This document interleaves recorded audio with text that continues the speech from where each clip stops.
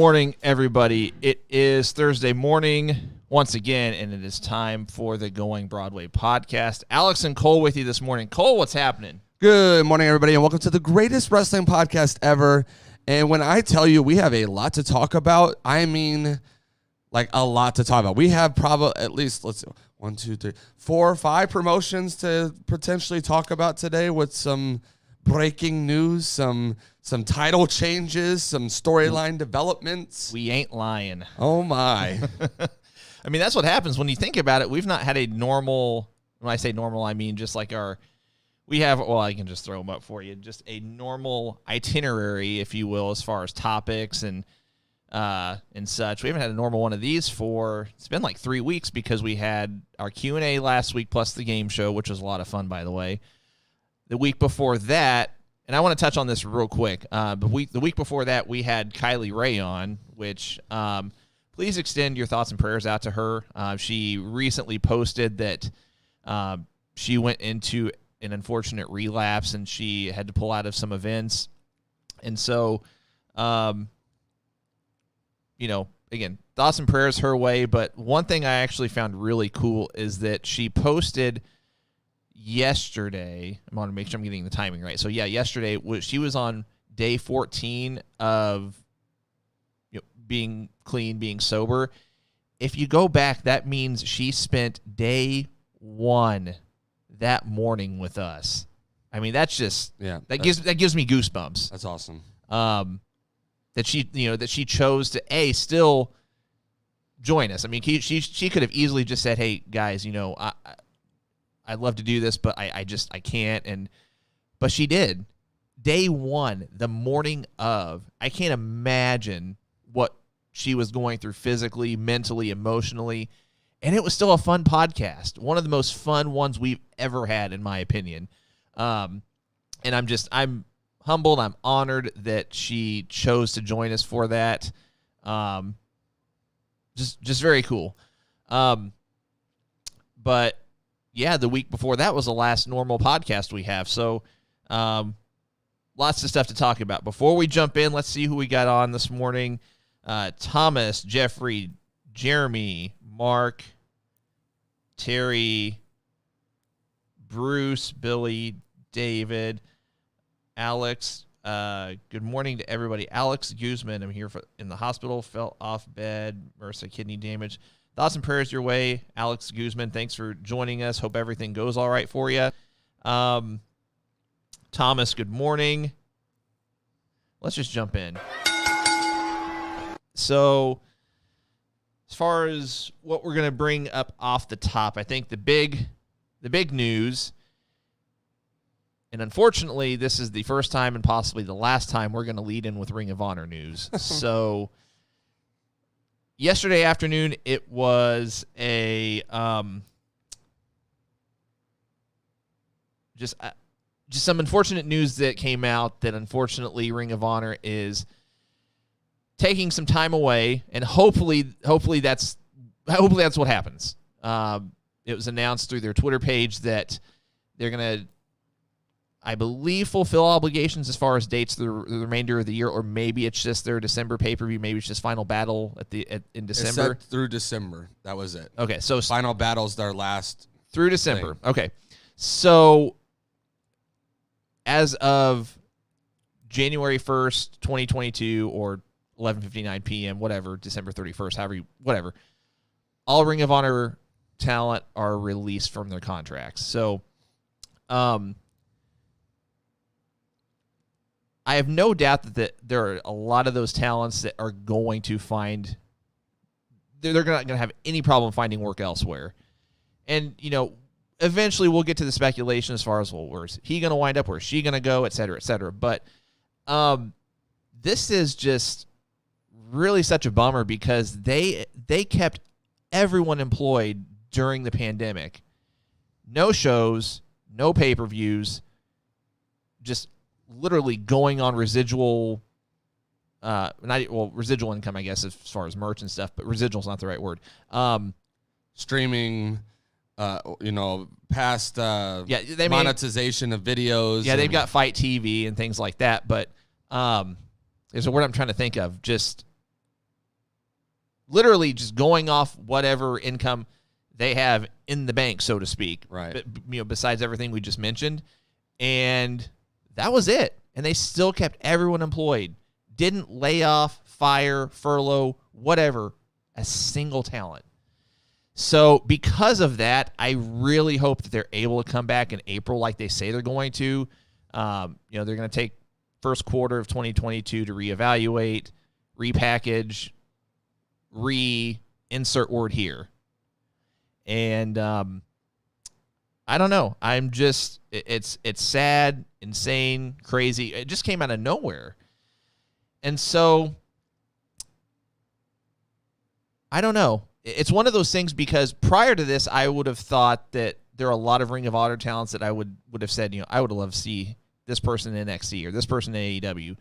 This person do more New Japan stuff, just because it fits their style, so to speak. But now I'm just kind of like, I don't know. I would almost just rather see everyone back in Ring of Honor. And then once it's back up, I just want talent to have options, I guess is what I'm getting at. So I've talked a lot. Your thoughts? So the concerning thing here is that ROH has been the breeding ground for years. Oh, yeah. For stars to move up into a bigger company. I think ROH realizes they're not trying to be an AEW or a WWE. I don't really think that was ever the goal. And they've never tried to be anybody else. Right. For the most part. I mean, they've in a good way, they have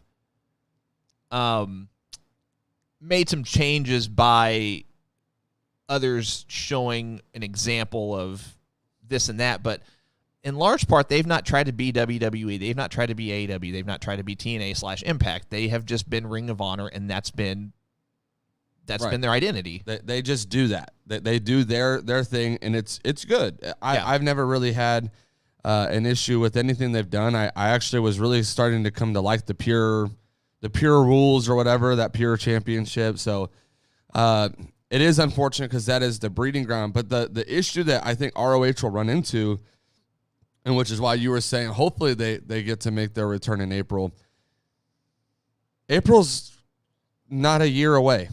It's less than a year away. So all these wrestlers are going to be released from their contract beginning of January. They're not going to wait. You know what I mean? They can't unless they're just really great people. I got to acknowledge something real quick. We got a comment / shout out from the House Hardy Twitch channel. Oh, dope. Yeah. Well, thanks for joining us. Yeah, I'm not sure if it's. I'm not sure if Matt, it's Rebo. Yeah, whichever one. Hello. Thanks for joining us. Throwing that out there. Thanks. All right. Continue. Sorry. I'm blushing. You're kind of turning red. I am just a little. In all fairness, it's super hot in our studio. Like this time of year when it's 40 degrees outside, the heat cranks up in here, and we're both wearing hoodies, and it's just continue. So, with all that being said, they're going to sign deals unless they're just really nice people and they waited out till April. None of these talents are going to be around for ROH to re-sign anyways. Now, again, if they sign with anybody other than WWE, they're going to have the forbidden door option. They probably will be able to come back and at least kind of help fill some slots and whatnot. But ROH is going to have a hard time finding relevant talent to have signed as their main people. Yeah. If we're going to throw names out there, the Jay Lethal, the Briscoe brothers, Jonathan Gresham, Roosh, PCO, I know is a big one. They have a ton, right? Like we could sit here and go down the line over and over and over again and name more and more talent over, Really, I mean, Ring of Honor is so loaded when it comes to talented individuals from an in-ring standpoint. That's why I'm saying I don't have any doubt that most of these people, if Ring of Honor doesn't come back, they're going to find work. It's just a sucky situation whenever someone loses their job because the company just shuts down. And again, we're just speculating at this point. They could come back in April. This just could be a way of releasing everyone from their contracts so they can restructure everything. So, everyone can work on like a per appearance deal. I don't know. I mean, there's a lot of different things that they could do. There's going to be an uphill challenge, though. Oh, for sure. Is the point. For sure. Is that after they release everybody, it's going to be hard to get people signed back on. And an appearance deal by appearance seems like the only thing I could see that would work to be able to get the big names back in, because they're going to be signed to another company. It's going to happen. So, by the way, just while we're on this topic, we'll promote this more later in the show, but we do have Jay Lethal coming on Thursday, November the 11th, 10 a.m. Eastern, 9 a.m. Central, so you're going to want to join us for that. I will say this. I did ask him if there was anything that's going to be, as we do with any guest that we would have on, is there anything that's, off limits, stuff we shouldn't talk about? And we're going to be respectful of that. So if that means we don't even talk anything Ring of Honor, that means we're not going to talk Ring of Honor. If it's just a touchy subject at this point, we're going to be respectful and understanding of that. So any guests that we have on, we're not aiming to get dirt. If someone wants to share a scoop with us, we're not going to say, hey, don't share that, obviously, but we're not going to pry, is what I'm trying to say. So really looking forward to that. But while we're on the topic, let's do some speculating. So if Ring of Honor, and if it unfortunately does not return, let's just go through some of those people that you just named as far as where we could see them ending up. And I think we're going to differ on some of these. Oh, for sure. So let's just lead in with Jay Lethal. I think Jay Lethal goes back to Impact. Okay. I figured we would disagree on this. I wouldn't be surprised if he does that, but I think he's at a point in his career where, money's not everything. However, he's earned it. And I think AEW would offer him more. Not to mention, I mean, he has a history anyway with, the Bucks, the Elite. Some of my favorite BTE segments back in the day was of Jay Lethal. Whenever he did his Black Machismo shtick and someone slapped him on the shoulder and he turned in. Anyway, you guys got to go watch it. Some of the funniest stuff that I've seen on BTE. Mark says Jay to WWE. Now, here's the thing. If he does that, it's well. I would like to see him get that WWE run. I'm not going to lie. He's been one for years that I wish would have really jumped in on the NXT train when it was like the black and gold brand going crazy. The takeovers were better than some of the WWE pay-per-views. Like, right. I really would have liked to seen him in on that wave. I don't know if you were to bring him into WWE now that you would bring him into NXT 2.0. He's not 2.0. he's not the youth of 2.0 is what I'm trying to say. They're definitely shifting to a developmental brand, and Jay Lethal's not developmental. He's beyond that. So maybe a Royal Rumble appearance. I mean, it'd be right after he gets released. I would. I see just got that. Goosebumps because we'll be there. I will go nuts.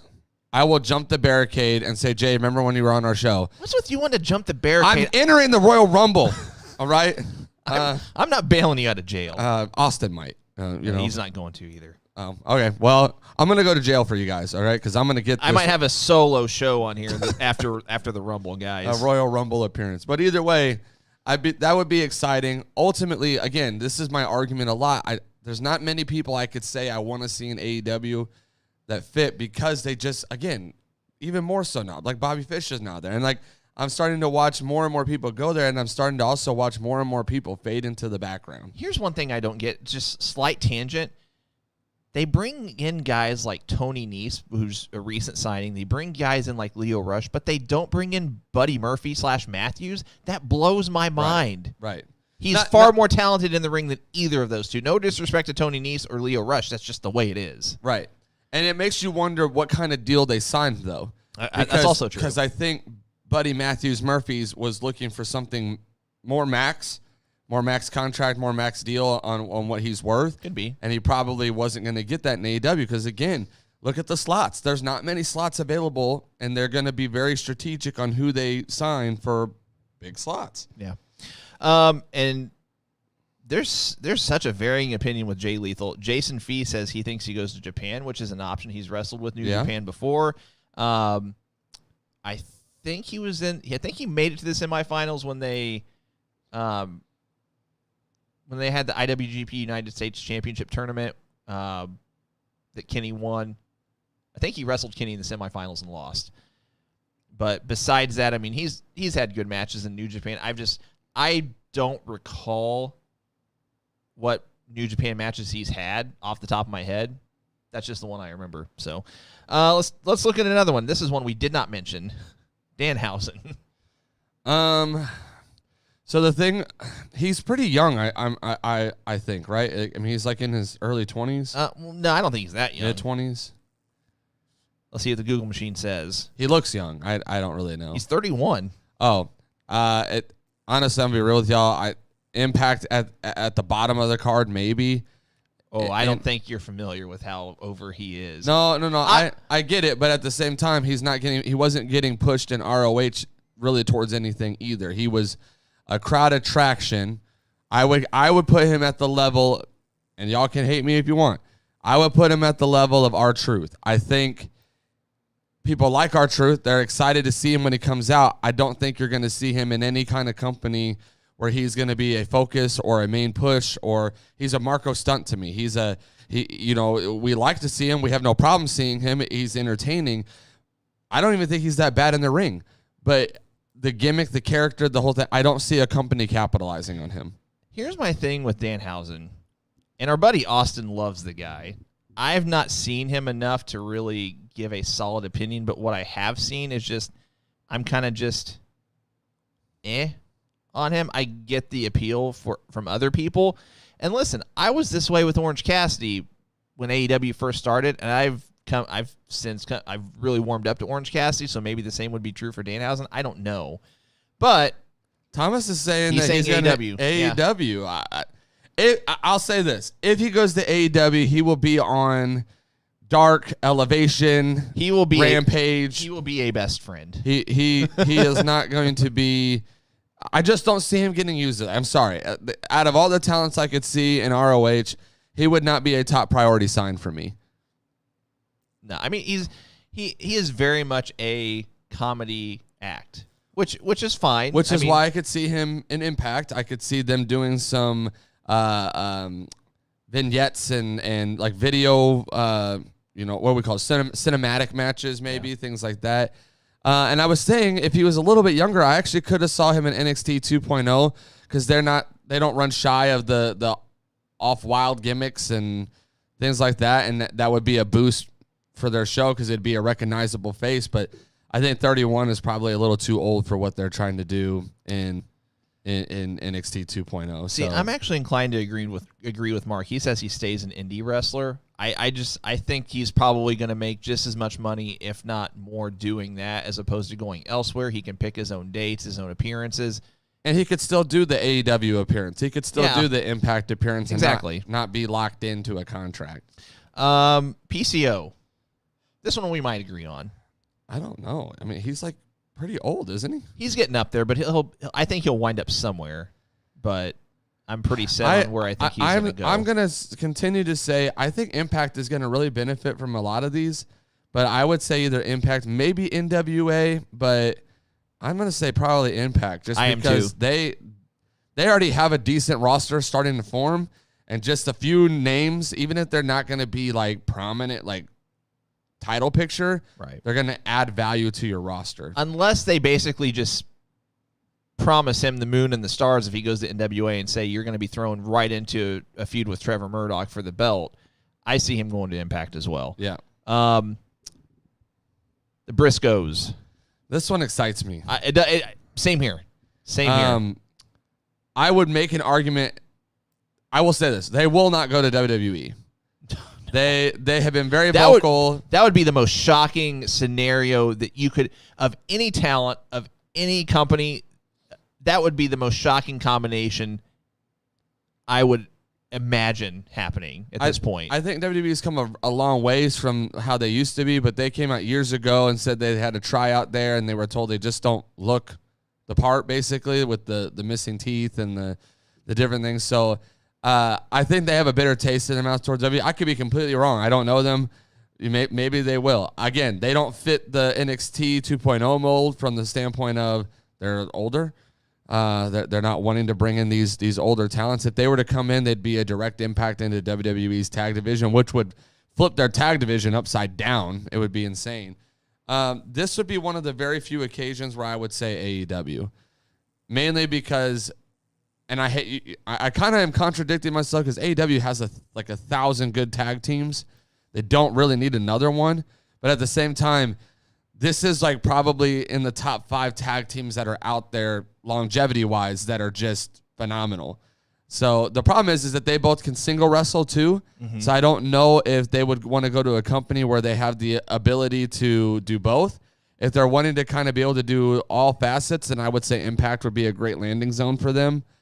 But ultimately, I think tag division, they're going to end their career as a tag team together. AEW's got so many good tag teams, so many feuds there that I think they would be worth assigning. And honestly, there might be other tag teams that'd be worth letting go to make room for the Briscoes on AEW because they're going to be a seller no matter what. And I mean, no disrespect by throwing out names. I'm just throwing out names, but like Bear Country and I mean, who else is in AEW that is kind of just we could talk fluff. About like the Peter Avalon stable, that's debatable. There are people that enjoy. They're not using the wingmen. You know, I don't know. They could definitely make room for them. I get that they're wanting younger talents, to build up, but it's the Briscoes, man. Like, yeah. Let's do a couple more. John Gresham. Ooh, I see John Gresham. I actually could see an NXT 2.0. Same here. That was going to be my answer. That was the one that I was like, if there's anybody in this group, he looks good. He can wrestle. He's a technical wrestler. He's got the mics. I mean, he's got the package. I think he would be a good fit, a good look, a good addition to NXT 2.0. Let's tackle both of these. I mean, they might go to different places, but Bandito and Dragon Lee.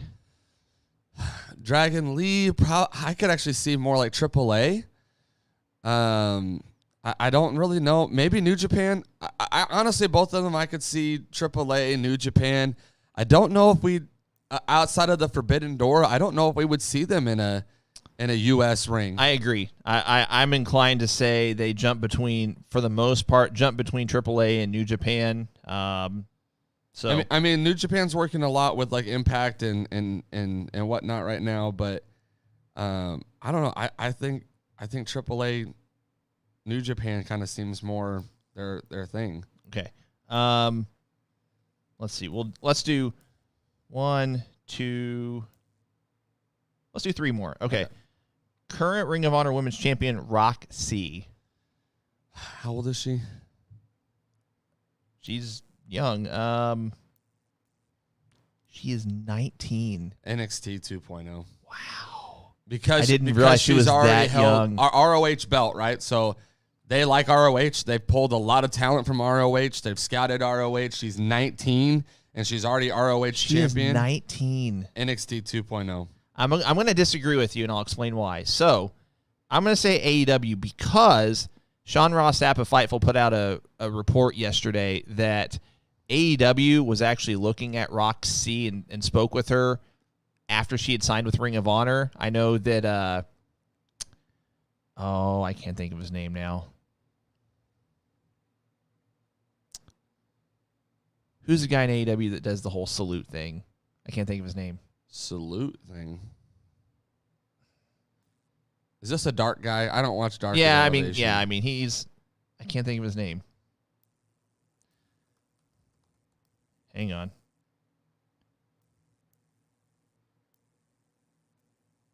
Oh, I can't think of it.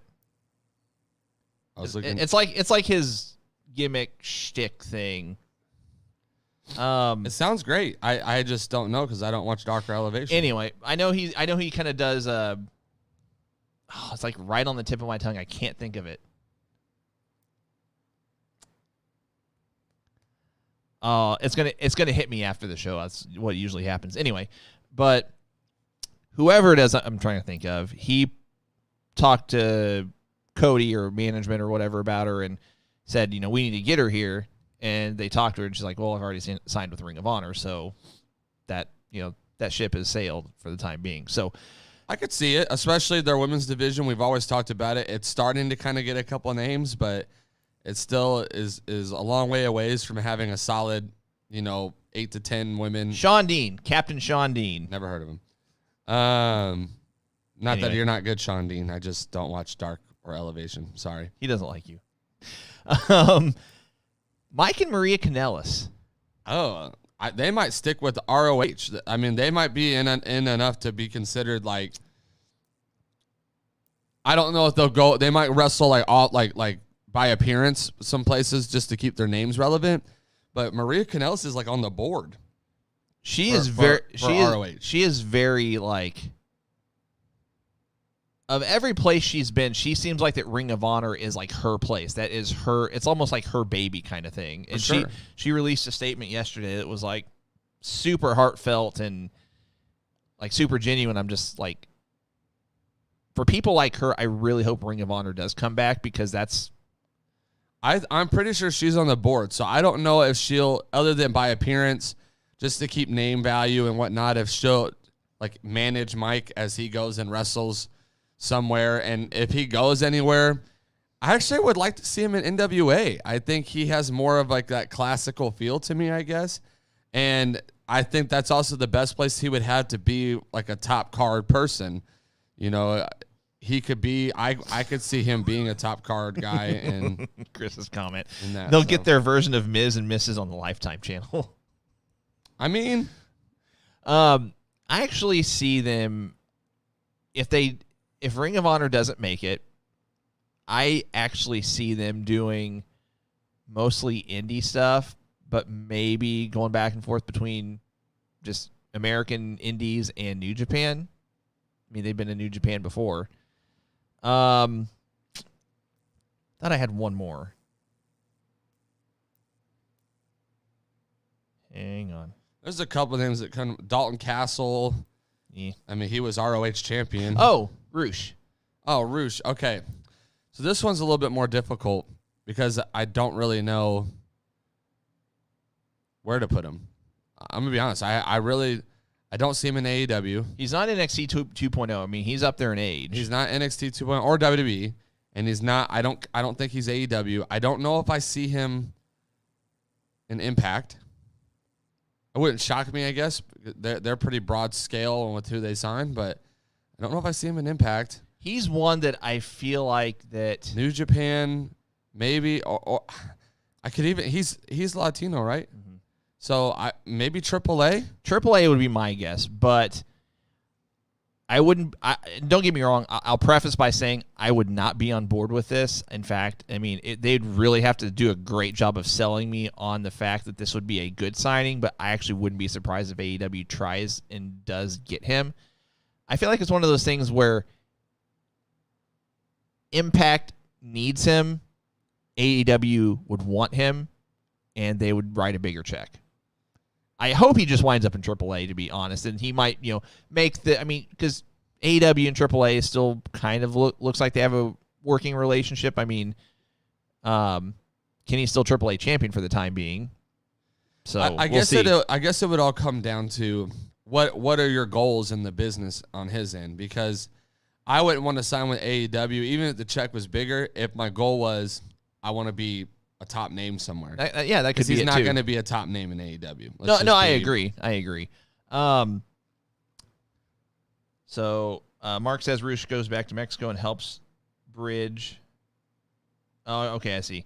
So right now they have and I'm terrible at pronouncing anything for the most part, even English. But there are two separate factions. There's Los Ingobernables. I'm sorry, I'm butchered that word. But yeah, but then they have the specific faction in Japan, which is LIJ, and he could very much, like Mark said, bridge that gap. So that's kind of where I see him going. But it all depends on, like you said, A, what his goals are, B, what's his health going to be like too. I mean, because he might prefer to stay in the States where, let's be honest, healthcare is better than where it is and what it is in Mexico or possibly Japan.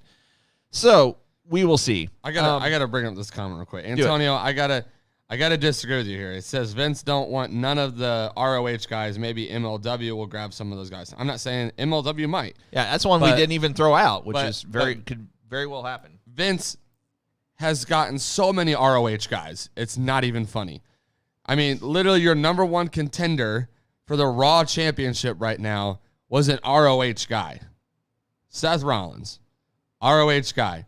If I'm not mistaken, CM Punk, ROH guy. Kevin Owens, ROH guy. Cesaro. AJ Styles. Keep them coming because there's so many ROH guys that have come out of ROH, went straight to WWE, whether they went through NXT or went main roster, it doesn't really matter. They are all, the ones we just named are all what we would consider probably top half of WWE's roster. So, David Tilley, thank you for that comment. Get out of here. That is the least match I would want to see the Briscoes have. I want to see the Briscoes versus like the Lucha Bros, the Young Bucks. Actually, I'd like to see him versus Pride and Powerful or whatever their tag name is. Yeah. Jurassic Express. Yeah. Not FTR. Get out of here with that. Mark makes a good point. NXT champion. A good point. There we go. Ciampa. Kyle O'Reilly. Kyle O'Reilly's still the there. Entire Roderick Strong. The entire Undisputed Era faction was Ring of Honor at one point. Practically all of NXT was basically ROH guys. Now, in all fairness, Antonio does clarify. He says he doesn't want them now if reports are correct, but who knows? Cole is the worst wrestling fan ever. I know I'm not. I promise you. I don't even hate. I don't like FTR. Cole just doesn't like because FTR. of the hype. It's not even that they're not good. They're decent. I've seen some matches where I was like, okay, that was good. But then everyone gets on social media and just raves about him. I'm like, that's like I'm one of them. They're like a couple good matches, but there's like 7, and then like when people say FTR is the best tag team ever, I'm like, you're not going that far, but I mean, like it makes me want to throw up because it's not even like close to an accurate old statement. School tag team psychology. You said it, old school, and we're not old anymore. All right, we're in the new. We're in the new school. Don't bring that statement up ever again. All right, Sami Zayn. Sami Zayn's a great one. I mean, by the way, I think I'll post this on our social media pages. I sent this to Cole and our buddy Austin, but on the High Spots Network, I went back and watched an old PWG show, and the main event was Kevin Steen or Kevin Owens against El Generico, Sami Zayn, whatever. But there were some insanely crazy spots in that ladder match that they had that, I mean, of course, WWE's not going to let them do it, but spots that I've never seen before, and it was just out of this world. So we're not getting paid for this. We should be, but that's all right. High Spots Network. I think the name of the pay-per-view was Steenwolf. It was from 2010 or 2011. But go watch the main event. Just crazy, insane match. So let's move on to our event recaps, and we've got 3 to talk about. We're going to recap all of them, but this is going to be very rapid fire. I don't even remember. I don't think we did our predictions for any of these except for the NXT Halloween Havoc, which we posted on our pages. We did Crown Jewel. Did we do Crown Jewel? Yeah, like on the fly on Thursday right before it. That's right, we did. I don't remember who. We didn't do Bound for Glory though. No, we did not. Let's see. All right, here we go. So pre-show, Usos defeated Hurt Business in a match that went about 10.5 minutes. I did not watch the pre-show, I'll be honest. Did you watch it? For Crown Jewel? Yeah. They had a pre-show? Apparently. Who was on it? I just said. Who was it? The Usos defeating the Hurt Business. Oh, we predicted this. Well, I know we did. I'm saying I didn't catch it. No, I didn't watch it. Okay. That's how memorable it was. Now, the next match, Edge defeated Seth Rollins in a match that went just a hair under 30 minutes. Hell in a Cell. In my opinion, by far and away, not even close, the best Saudi match that we've had thus far. Debatably, maybe well, not the best, but I would probably put it in my top 3 of best Hell in a Cell matches of all time. Fantastic match. So you're going to say this is match of the night then, too? Oh, yeah. Okay. Yeah. And match of the night. And some of these other matches were actually pretty good, but this is match of the night and wasn't even close. So. For sure. Mansoor. I don't know why. I just laugh every time I see his name. Mansoor defeated Mustafa Ali. This match went too long. This is a joke. I'm sorry. Like, I absolutely despise that every time they have a Saudi show, they pull Mansoor out of the bottom of the roster where he hasn't even been prominent. They give him a little bit of a storyline for a month and a half, 2 months before the event, and then they bring him in like he's God, and he literally can beat whoever he wants to beat. The names that he has beat in Saudi are shocking and appalling that he has gotten the win over those people, and then comes back to the States, and he's literally no better than Doink the Clown. Like, terrible booking. I love the Doink reference because we're approaching Halloween. It's so bad. And I told you, I actually thought that they should have him lose this match just to show us, like, hey, we don't have to make the hometown guy win every single time. Well, they don't ever here in the States. They always have their hometown hero lose. It's like the thing they do, but there it's like Saudi's like, no, we have to have him win. And I'm like, what are we doing? Did you just give us a Saudi accent? I don't know. I love some of these comments. Real quick, Chris, I know we were on the air. I just meant I didn't go back to watch the pre-show just because I didn't care to.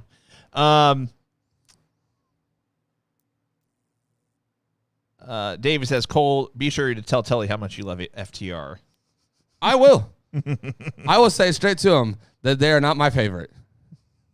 Okay. RK Bro retains over AJ and Omos.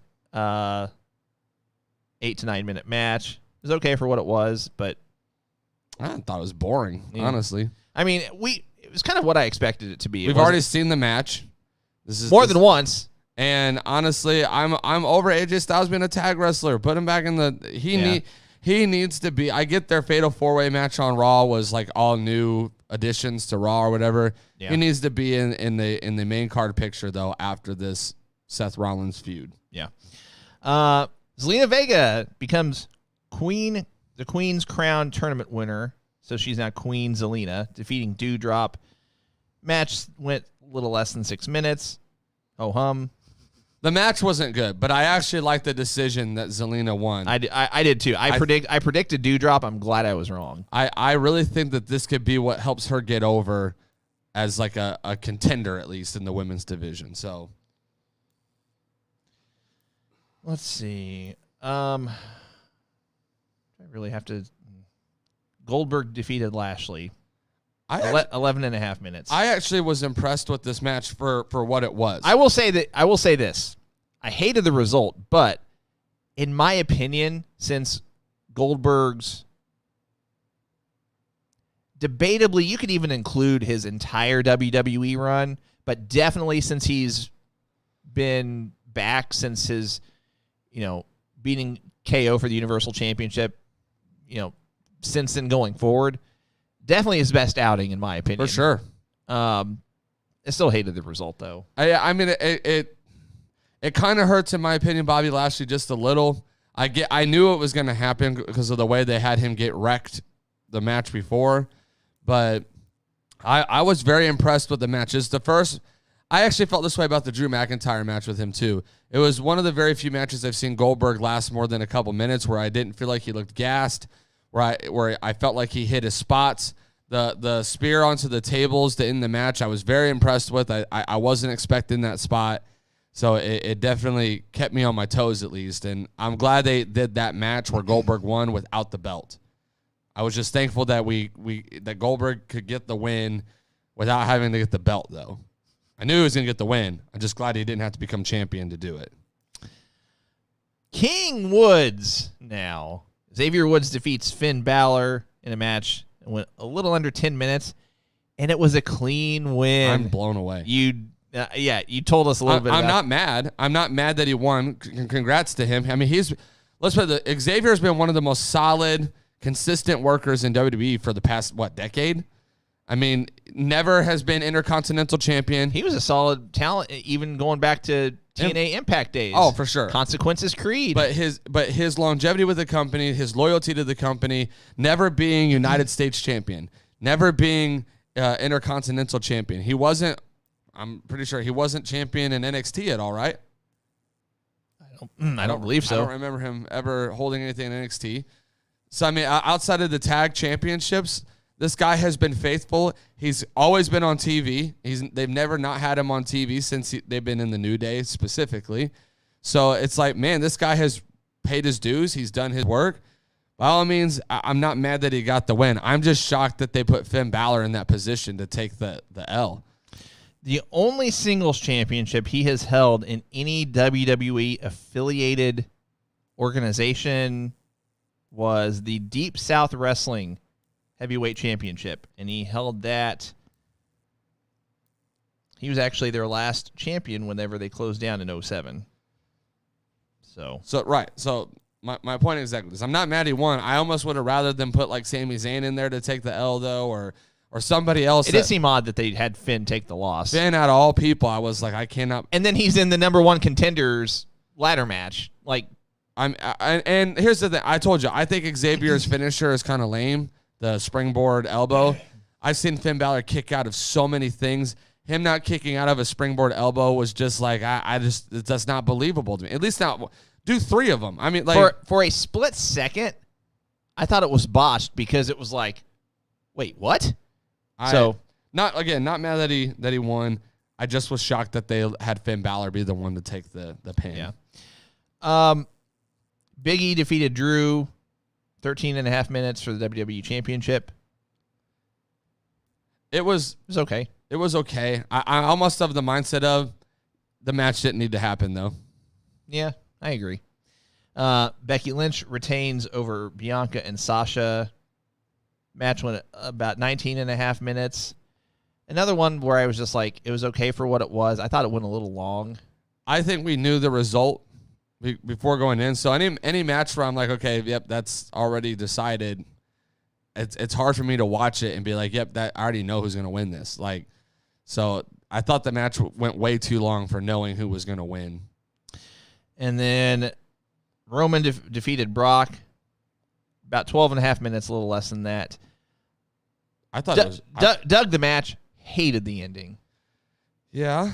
The ending was a little sketch, to say the least. I guess I just don't understand how you build this guy up, talking about Lesnar, to where the guy can take who knows how many finishers, kick out of every single one of them, and he took I think he took a spear earlier in the match, but then the second spear he doesn't kick out of. I mean, I get that he took a double super kick from the Usos, but I mean, I guess WWE's logic is whenever someone becomes a babyface, they lose some of their.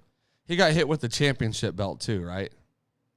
Because Paul slid the belt in. Don't remember. Maybe he did. Brock picked it up, and then something happened where he dropped it. Roman picked it up. I thought he got hit with the championship belt too. Maybe. Either way, the ending was a little sketch, but I actually thought the match was. I thought the match was good. It's our Brock Lesnar, probably one of the better Brock Lesnar matches we've seen. Yeah. And I will say this: I think top to bottom, there were some hits and misses, but even despite that, I think this is the best Saudi show that they've had. Yeah, the best Saudi outing that they've had. That I would almost say this is the best Brock Roman match that we've had too. I thought it was the most believable that either one could win match, where other ones I was like, oh, they're gonna Brock destroy him. So I don't know about that, because it might have been a Mania or a SummerSlam where I was just like, Reigns is definitely going to beat Lesnar for the belt, and they put Lesnar over. I forgot which one it was, but I think it was. I wanted him to win, but I didn't expect him to. So all right, let's move on to Bound for Glory. This is one of the few Impact pay-per-views that I watched most of it. By most, I'd say probably 60% of it, roughly. Well, watched or had it on the background listening to it. So, first match in the pre-show, Jordynne Grace wins the intergender match for the Impact Digital Media Championship. So I guess it's kind of the new take on a television championship, except it's I don't know. It feels more internet championship, whatever you want to call it. It feels more 24/7-ish to me. Yeah, maybe. This match only went 5 minutes though, and you've got Did you see the names in it though? Oh, sorry. Jordan Grace, Chelsea Green, Crazy Steve, Falaba. Yeah. Is that how you pronounce it? Mm-hmm. John Schuyler and Madison Rain. Same. You saw the names in it, right? Yeah. I didn't expect it to go very long. Well, I figured it would go. I mean, I figured the amount of people in the match would at least equate to that number of minutes, if not double. I mean, no, I expected it to be like a quick roll up or something. Like I didn't, especially the way they booked like the tournament to come up. So hold on. If it's a roll up and it's a women's match, is it called the Schoolgirl? Probably. Match number 2. Sorry. And actually, this first match on the main card, making their debut, the Inspiration / Iconics. Cassie Lee J. McKay defeats DK to win the Knockouts Tag Team Championship. I'm happy. Yeah, same here. I'm happy they're finally debuted somewhere. Yeah. And let's see. Trey Miguel. Wow. This match.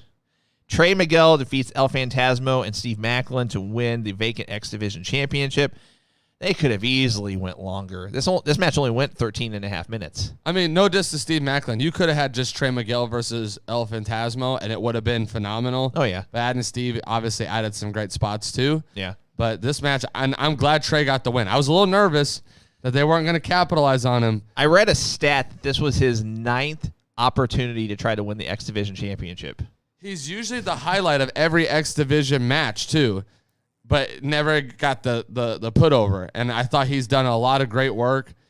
I'm glad they finally capitalized on him. Heath and Rhino defeats Violent by Design. Tag match, 5 minutes. What's funny is that it was only 5 minutes, and Heath started the match alone. Yeah. So it was a 5-minute match that Heath wrestled probably half of it without Rhino at his corner. Moose wins the Call Your Shot gauntlet match, last eliminating Matt Cardona. We talked about this before the show. We expected to see at least somebody debut in this Call Your Shot gauntlet match. That was a new signee. We talked maybe Bronson Reed. You know, the rumors have been Titan. Adam Shearer. Braun Strowman. Is it Shearer or Sure? Sure. Buddy Matthews maybe. We thought. But we got nothing. Like, I thought we were going to get somebody. We saw nothing. So I just wanted to make note of that. This next one kind of shocked me. The Good Brothers retain the Impact World Tag Team Championship, defeating Finjuice and Bullet Club, represented by Chris Bay and Hikuleo, in a match that went a little less than 10 minutes. I thought for sure they were going to drop these belts. To who? Well, I don't know, but the rumor has been that AEW and Impact are dissolving or ceasing their forbidden door talent share. They're closing the door. And I thought that would mean that, you know, they did this with Thunder Rosa as far as buying her out of the rest of her NWA contract. I thought for sure AEW would, you know, if they're really not going to continue this partnership, buy the Good Brothers out of whatever contract they have with Impact and bring them over to AEW to keep them with the Elite. But maybe that's not the case now. And if that is the case, I'll be honest, I'm okay with it. I think the Good Brothers are better on their own. They're kind of just lackeys, I feel like, with the Elite. Well, and two things to that. One, if you've noticed, I haven't seen the Good Brothers in AEW for a couple weeks now. It's been about a month, yeah. Yeah, like, so that's an interesting thing to note. But number two, I don't think they fit the Elite. The goofy, like, strutting, dressed like weirdos. It fit with Bullet Club. It does not fit with... They're like all black biker gang looking guys, and then you have, you know, Matt Jackson and Nick Jackson coming down with fur coats on. You know what I mean? Like, they just don't fit together. So yeah. I think it makes sense to kind of, you can be friends and have good relationships and not be in the same faction. The next match I was probably the most impressed with when it comes to my expectation. Mickie James defeats Deonna Purrazzo to win the Impact Knockouts Championship. I'm small sample size to this point. I don't know if this was the result I would have booked. The match itself I thought was really good. I would not have had Mickey beat Deonna Purrazzo. I probably would not have either. Not for the belt. If it was a non-title, whatever, that's cool. I would not have had Mickey go over. Deonna is one of the hottest women's wrestler names right now out there. In my opinion, I think she's been killing it on the mic. Her matches have been great. She's a believable build to be women's champion. Unless she's going to go somewhere else, like maybe I don't know what her deal looks like, but that's what I was going to bring up. I mean, it begs the question, if they took the belt off of her, I mean, that's kind of what they did with Taya Valkyrie. They had to take the belt off her because she went to NXT. I don't know. I see Deonna going back to NXT, but AEW, No. I'm saying I think she would go to AEW. AEW is a great landing spot for her because she could be the face of that division very easily. So if I were booking this, now, by the way, I'm not trying to start a rumor. This isn't anything I've read. This is just something that popped in my mind. I'm just throwing this out there. Should AEW decide to have a women's tag team championship, I think it's inevitable that they will eventually. If they really want to kick it off right, if they really want to put some prestige behind it, they should team up. They should bring in Deonna and team her up with Britt, and they should be the first tag champions. They're not a bad group to do that with. Well, I mean, I'm pretty sure they're friends in real life, but they've, teased stuff on social media as far as like tagging together or, breaking down the forbidden door and having a match together, whatever the case may be. Right. So we'll see. Main event. Well, technically the main event. Josh Alexander defeats Christian Cage to win the Impact World Championship in a match that went a little under 19 minutes. I thought it was an okay match. I enjoyed the match. I mean, it was. You got to remember that Christian's up there, but he's still going at. He's not going to have a 5-star match, but I mean, this was still a good showing from both guys. I hated the ending of this card. This is a terrible book. And no disrespect to Moose. All right, because I know a lot of people are happy that he finally got his day as champion, that he's been overlooked for a lot of years. I mean, we're talking about a guy who's built like crazy to be champion. I mean, he's got the build, he's got the look, he's got the in-ring ability. I'm not mad that he's champion. But this was so bad. Josh Alexander, to have him be such a dominant tag wrestler first with Ethan Page, but then he comes in, he's X Division champion, dominates the X Division. I mean, dominates. Looks great. Puts on great matches. You set him up in a feud with Christian Cage where I thought it was built so great. I thought the interviews leading up, the kind of I'll protect you, you protect me until we get there type thing, because they were kind of going up against Ace Austin and Madman Fulton. Mm-hmm. I thought the whole build was great, and they kept them both kind of clean. It was still almost two faces wrestling each other, and they were able to successfully pull that story off. And then he had the belt 30 seconds, and you ruined his entire build for Moose. Moose could have called his shot whenever. You could have had him save this, been champion at another time. I think this was terrible to do to Josh Alexander, to build him the way that they built him, to give him that opportunity. And I thought he would have been a great successor to Christian Cage as champion. I thought there were some great matches to be had. I'm pretty upset that they did that to Josh Alexander. And look, I will preface I should have prefaced by saying this earlier. This has nothing to do with, because I know there are Facebook groups out there that are very, pro, black wrestlers and things like that. This has nothing to do with race here, guys. Absolutely zero. I mean, I'm just throwing that out there first because it has nothing to do with that. This also has nothing to do with heel heat. This is just, I agree with Cole, this is just a stupid booking decision. If they really wanted to put the belt on Moose, then you could even have him call his shot on, the next Impact taping, which happened the next day, I think. let Josh Alexander have his moment with his family. Like, I feel like there are certain things that kind of just, I'll say, cross the line, so to speak. And let's put it this way. If I was a pro wrestler, if I was booked to win the world championship, if a booker came to me and said, we're going to have you win the belt, your family's going to come in the ring, they're going to congratulate you, but then you're going to get attacked and, you're going to lose the belt, and the guy that beat you is going to be standing over you with your family still there, I'd have been like, screw you, keep your belt, not doing it. Yeah, I'm of the mindset here that they could have Josh Alexander at least hold us for a couple months. Like, have him win the belt, have him do a feud with W. Morrissey because he's in an alliance with Moose.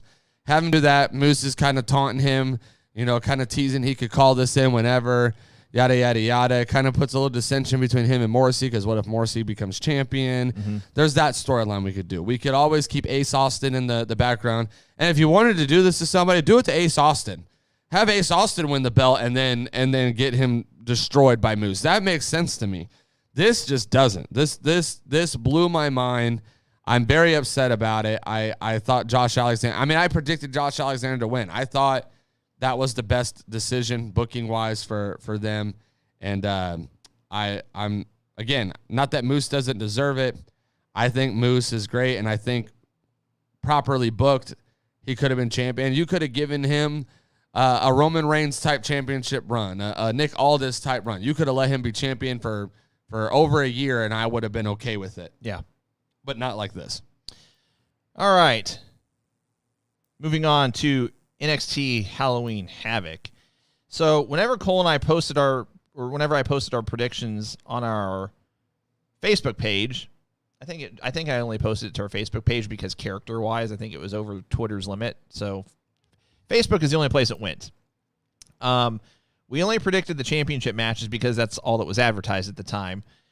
And let's put it this way. If you bet against the spread on a couple of these, you could have made some money. Yeah. There were some shockers. So match number 1, Toxic Attraction defeats Io Shirai and Zoe Stark and Indy Hartwell and Persia Pirotta in a match that went about 12.5 minutes to win the NXT Women's Tag Team Championship. And holy crap, Io Shirai's, multiple spots. The scary actually, ladder spot. But the ladder spot, man. The first time I watched it, I thought she went head first. I watched it again. I realized it wasn't really head first, but still nasty looking whiplash. Nasty. Now, I do have to say this. This match was sloppy. It was sloppy, but it had some cool spots. It had the NXT spots, we'll call them, but man, this match was sloppy. And I hated the ending. She literally just kicked her off the ladder and it was over. I was like, Joe Gacy, and I hate his character, just throwing that out there, defeated Malik Blade, 2 minutes, ho-hum. Roderick Strong defeated Odyssey Jones in a match that went about 4 minutes, ho-hum. If you're gonna have these guys have a match, give them longer than 4 minutes. Here's the thing. The Joe Gacy match, I don't think even needed to happen. I think you could have had him cut another promo with Garland, or is it Garland? Harland. It's Gunnar Harland, right? That's his name. Okay. I think they're just calling him Harland. Okay. So Harlan, they could have cut another promo. You didn't have to have that match. I think I would have gave the Odyssey Jones Roger Strong match at least like 10 minutes. That would have gave them a little bit more time. And not to mention, why are we having Odyssey Jones take L's right now? I don't know. No sense. It made no sense to me. Mandy Rose defeats Raquel Gonzalez. Went about 12 minutes to win the NXT Women's Championship. This one shocked me. I'm okay with the booking. Yeah. I'm okay with the result of the match. I'm okay with how they booked it. I'm not sold on the fact that they're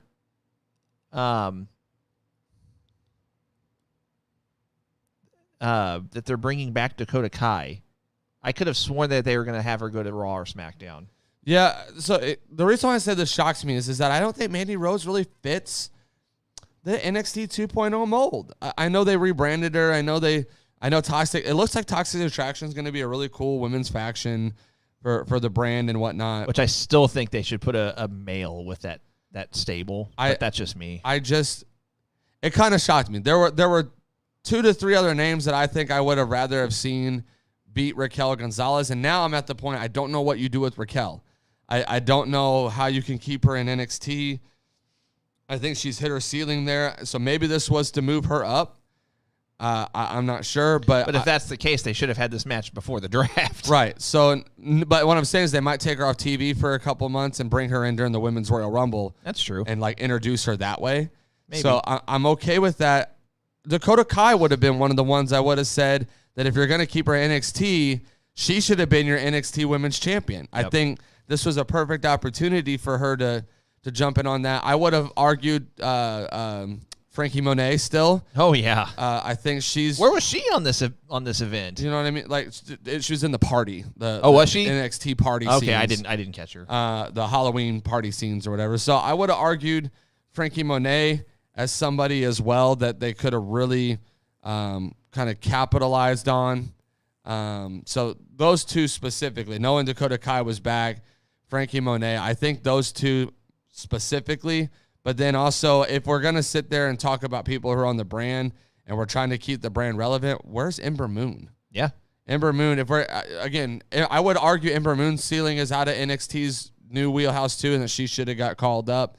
But if Tommaso Ciampa is going to be champion in NXT, Ember Moon could be too. Like, yeah, I think that would have been good for the women's division. But these next two, wow. Yeah, anyway. Imperium wins the NXT Tag Team Championship, defeating MSK. Win a little over 13 minutes. I don't get it. Imperium doesn't, to me, seem like it fits this 2.0. MSK is the embodiment. Yeah. Of this NXT 2.0. I mean, they literally are exactly what you'd want. Other than I know Vince is looking for the big muscular builds and whatnot. But if we're talking young, talented, tag team wrestling, MSK is it. Like, I don't know how else to say it. Fabian Aichner is 31. Marcel Barthel, also Bartel, sorry. Also 31. If we go to the MSK guys, Nash Carter, 27. He's older than I thought. Wes Lee, 26. So right, but they're the face. We're talking they're the face of the NXT 2.0 tag division. And I'll be honest, I just thought MSK was like in there closer to like 23, 24 range. So, but either way, still, I'm just like, okay, they should have been tag champs for a few more months. Like, Imperium needs to go back to NXT UK. Like, they just don't fit the brand at all. Yeah, and so that one blew my mind. By the way, guys, I'm failing to mention the stipulations or gimmick stuff with these matches, but I mean, they just kind of were what they were. Tommaso Ciampa retains the NXT Championship, defeated Braun Breaker in a match a little under 14 minutes. I didn't get this either, and really, I'm surprised at how much Ciampa really kind of felt like he just controlled the match. Like, I don't know. I'm obviously we both like Tommaso Ciampa for sure. Tommaso to me doesn't fit the NXT 2.0 mold. No.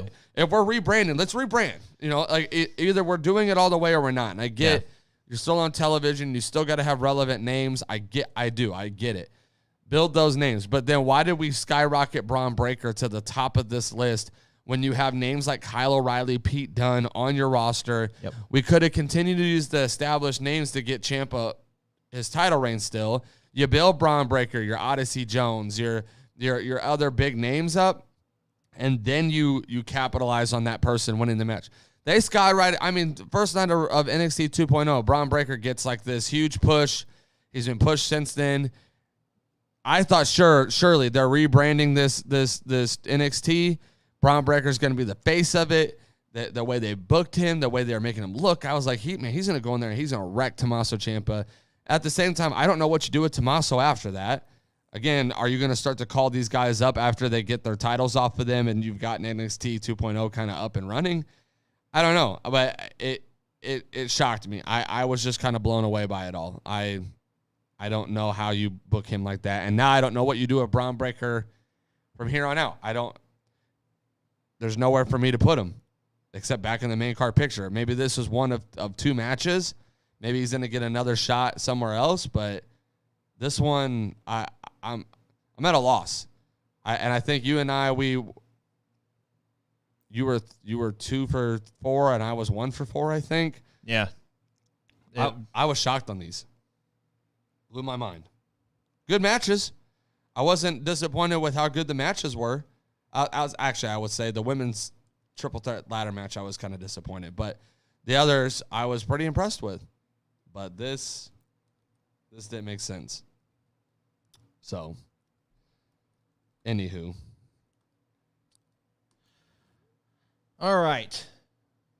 It's time to discuss our wrestler of the week. Ugh. Who you got? I don't know. Moving on. No. What's this? There's a lot. There's a lot of people you could pick from. Even though they didn't have the best match of all the matches that we've saw. I'm just gonna say the Inspiration because I'm excited to see them back. Happy that they're tag champs. They're prominent. I'm just that thrilled me to see them get the push. Yeah, I'm just because they're Hell in a Cell match. I'm going Edge. Yeah. So, I mean, I don't know. You could arguably give Rollins the nod. I mean, takes 2 to tango, but I mean, I was all over the place. When I was thinking about it, I was thinking Edge and Rollins. I was thinking Roman. I was thinking Josh Alexander. I mean, I literally was even thinking some people from NXT Halloween Havoc. I don't know. There's a lot of names to pick from. Indeed, there were. So, just when they think they got the answers, I change the questions. It's been a while since we have had a fan mail segment. We did an entire Q&A last week, but send in your questions. Cole and I will answer a few of them, and I'm going to go as far up as I can because I know someone asked a question earlier that I wanted to get to. Let's see.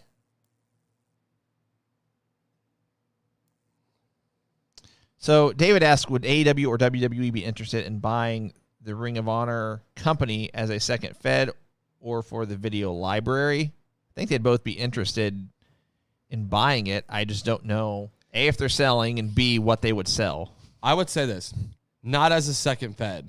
No. Yeah, exactly. I think that either one of them, probably more WWE, I would say, would be interested in buying their brand for the tapings, for the past content to put on the network and on Peacock, obviously, you know, and having because again, we talked about how majority of the wrestlers from ROH have gone through WWE. They could result back and look back at their history and have that for documentary purposes and whatnot too. So I could see WWE more than AEW wanting to buy it, but it would only be for their content, not to reopen it because it would have no purpose. They already have NXT. So right.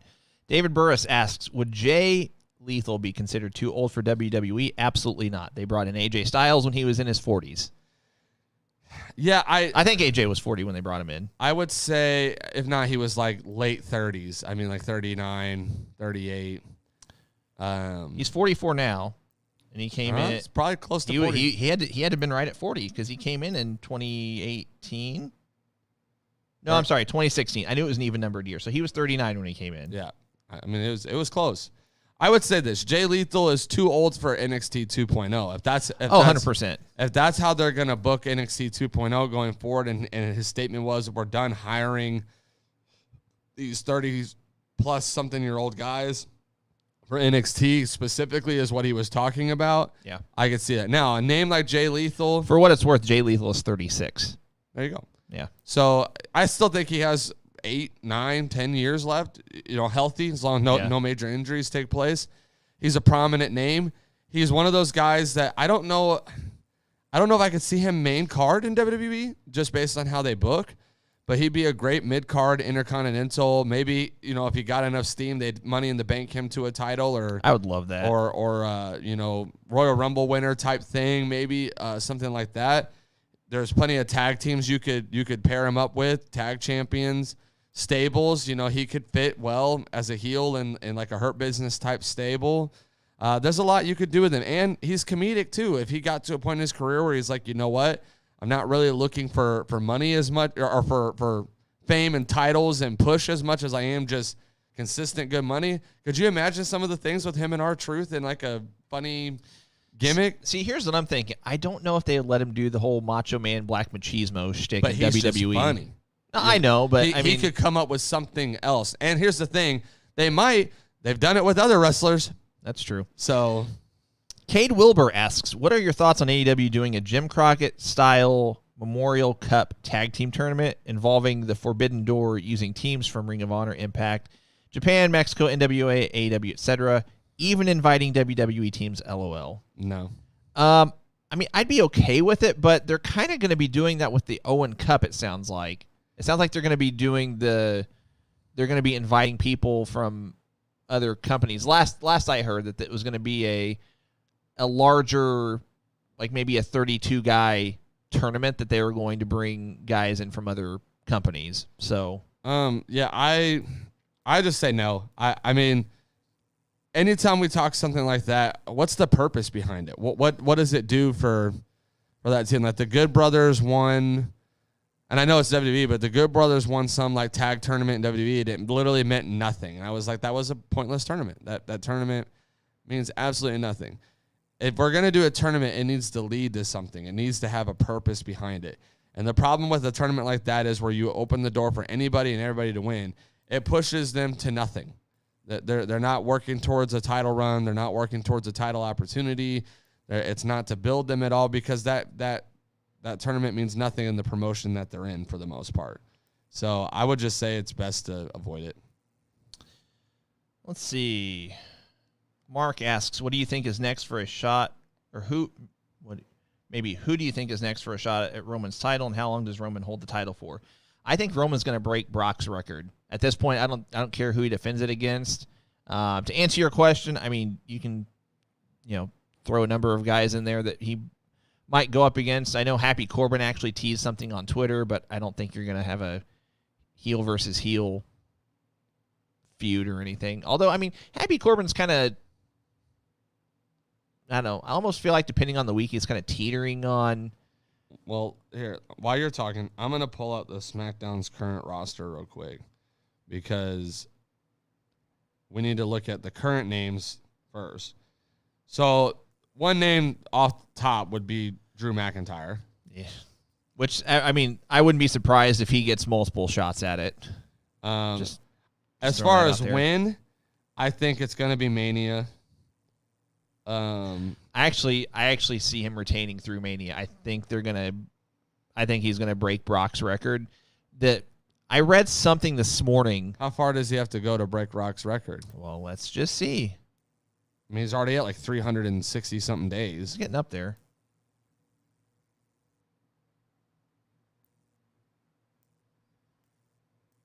So right now he is at 424 days and counting.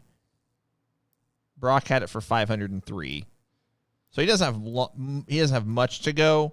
He would have that record before Mania. But if you're looking at combined days in terms of combined reigns, he is 200 days behind Lesnar.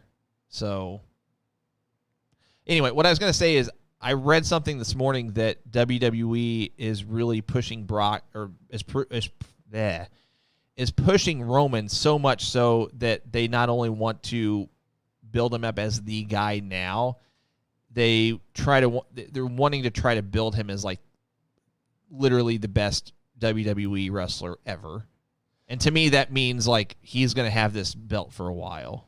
For sure. If they really want to go that route. Every time you're building a new star, it should be the mindset is we want to build this guy better than the last guy. So I get that. Looking at the W SmackDown roster. So, I mean, Drew McIntyre is a name that stands out. If they ever wanted to do Kofi Mania again, there's Kofi. I mean, Happy Corbin, I don't know with the current gimmick if you could believably have him win. King Nakamura or Shinsuke Nakamura, maybe, if they were to build him back right. Sheamus. Ricochet is on there. Cesaro. Ridge Holland, if they were to build him, I know they like him. That's Jinder Mahal was champion once. I mean, that's the roster. Sami Zayn, like, unless they're going to call somebody up, which then we'd have to talk about who do you call up to do that. Is there anyone that hasn't returned that's like off on the shelf right now? Because they wouldn't show up on a roster right now, is my point. Yeah.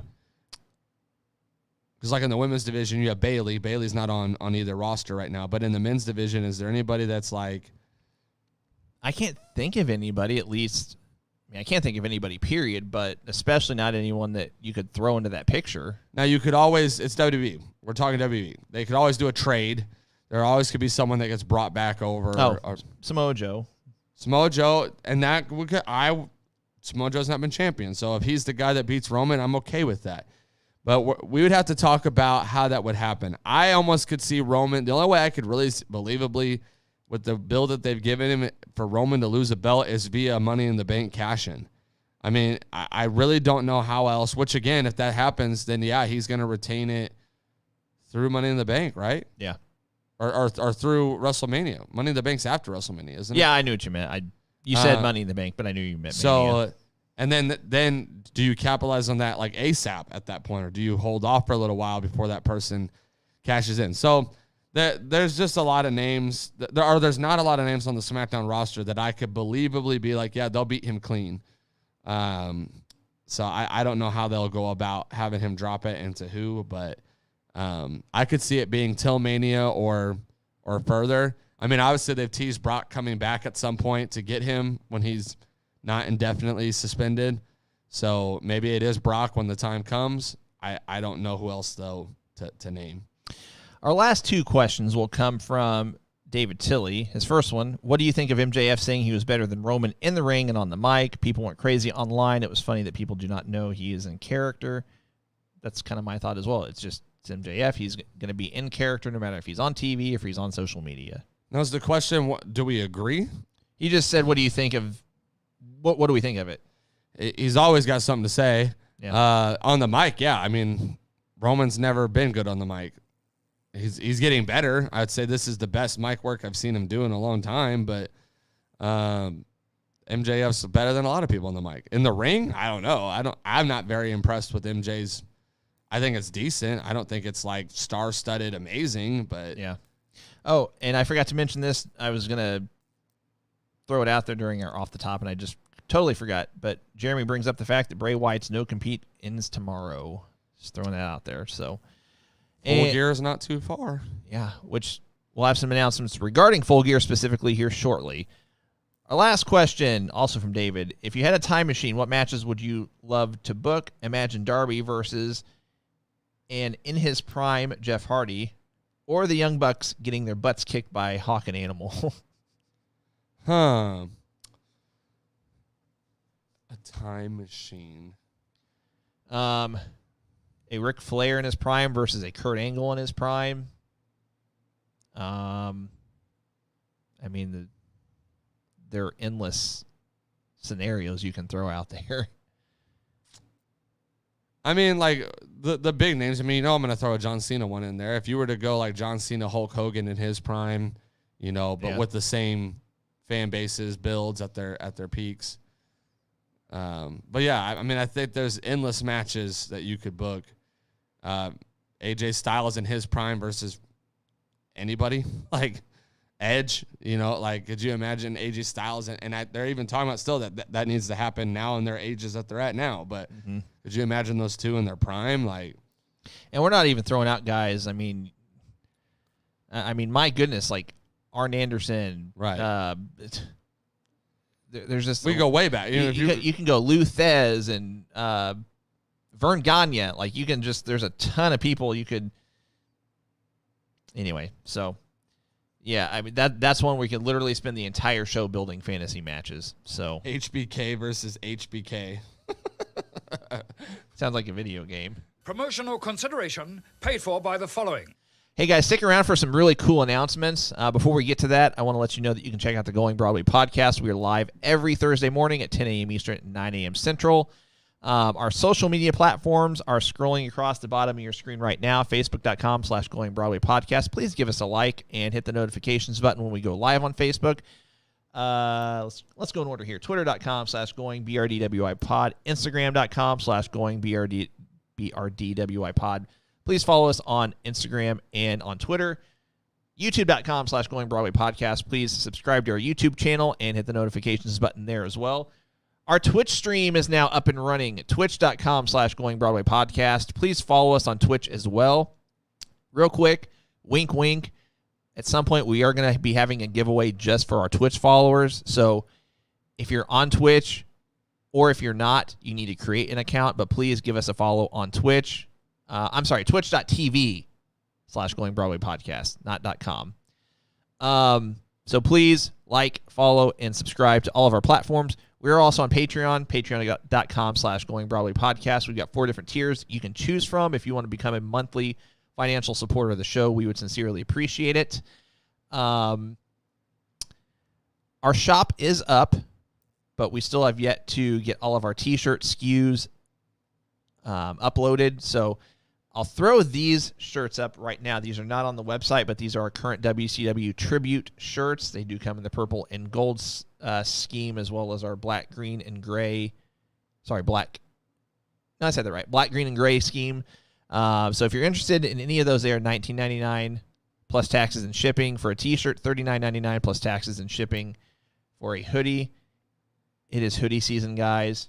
You're going to want to get them. Cole and I are wearing hoodies today. Cole is sporting our very first design of our, can you see it? Yep, Going Broadway Podcast shirt. Hoodie, I'm sorry. What was this? I'm Vanna Whiting. You're framing it. I see. Vanna Whiting. Kind of looks like you're framing your chest or something. I do have great pectorals. Hey, guys, we got some cool announcements. I'm going to play a couple of videos, so please stick around. Grab a pencil and paper, write down these dates, and we'll be right back shortly.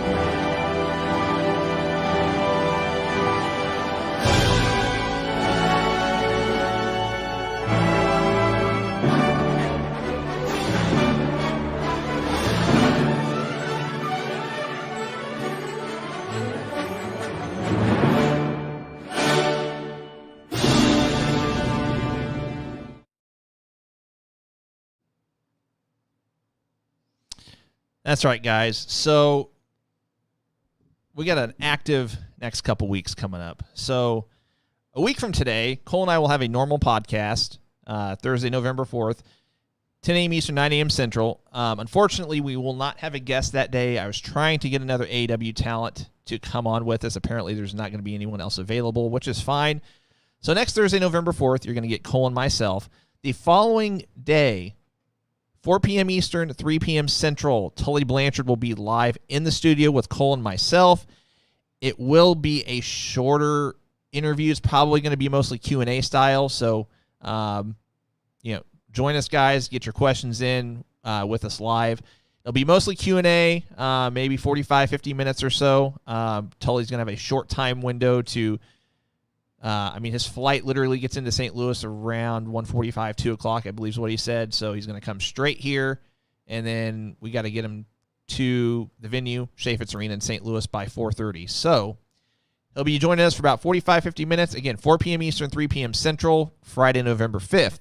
The following week, Thursday, November 11th, 10 a.m. Eastern, 9 a.m. Central, Jay Lethal will be joining us live via Skype, Zoom. He'll be via video. So some fun stuff over the next couple of weeks. I'm super stoked about it. We also have some other guests down the road, one of which is confirmed. I won't announce it today, but we do have a confirmed guest for December that we will be announcing in the coming weeks. It's exciting. It's an exciting guest. Yeah. I'm pumped about it. So stay tuned. We can only play so many promo videos for you before we got to keep you on the edge of your feet, on feet. Both. The edge of your feet. Both of them. Tiptoes. Something like that. I've only had one coffee yet, so just bear with me. Should we play spoiler for David Tilley? I can tell you this, is that this guest will not come up near as short as Marco Stunt. Oh! Hey, look, in all seriousness, though, we won't give any other hints or give any other yeses or nos, but David Tilley specifically, you will be excited about our guest. 100% serious. Just, that's all I'm going to say. No, if it was John Cena, Cole would be like melting. I mean, he wouldn't be able to talk right now. I'd be like a schoolgirl when he was here. Gosh, you had to go there. Okay.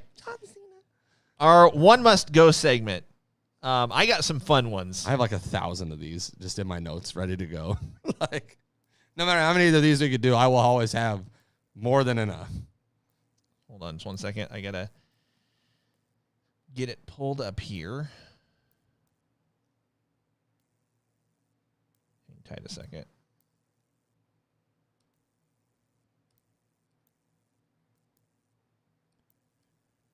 Of course, this wants to be slow today. Thomas Russell, one must go. All answers, Nia Jax. And that answer is always correct as well. Okay, here we go. Do you want to go first? I'll let you go first. All right. My first one, I'm just going to go down my list. I'm not even going to pick let's go, my best ones. Yeah, let's go back and forth. All right, the first one here. One gets an in-ring return. Only one. Only one. Okay. Wade Barrett. Okay. Ted DiBiase Jr., Paige, Jason Jordan. Wade Barrett. Okay. Wade Barrett is my answer. Okay. I actually... You'd go Paige, wouldn't you? I like Wade Barrett, but I actually would go Jason Jordan just because really? I don't think we got to see what WWE saw in him. I mean, they were getting ready to push him to the moon. That's fair. And I really wanted to see like what it was that he had. So I was going to go Jason Jordan. Okay.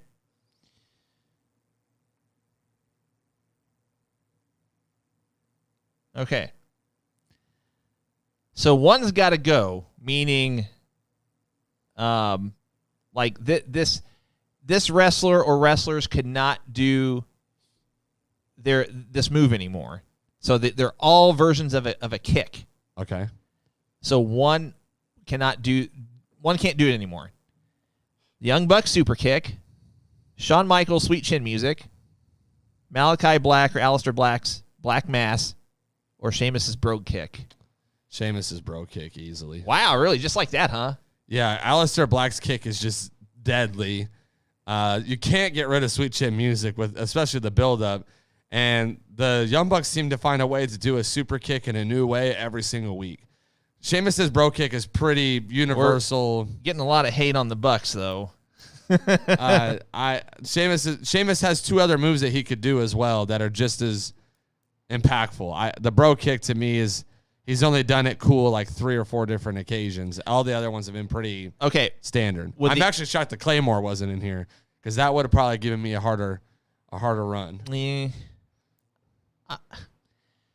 I don't really I get it. I get they call it a Claymore kick, but his is more of like a one-legged drop kick kind of thing.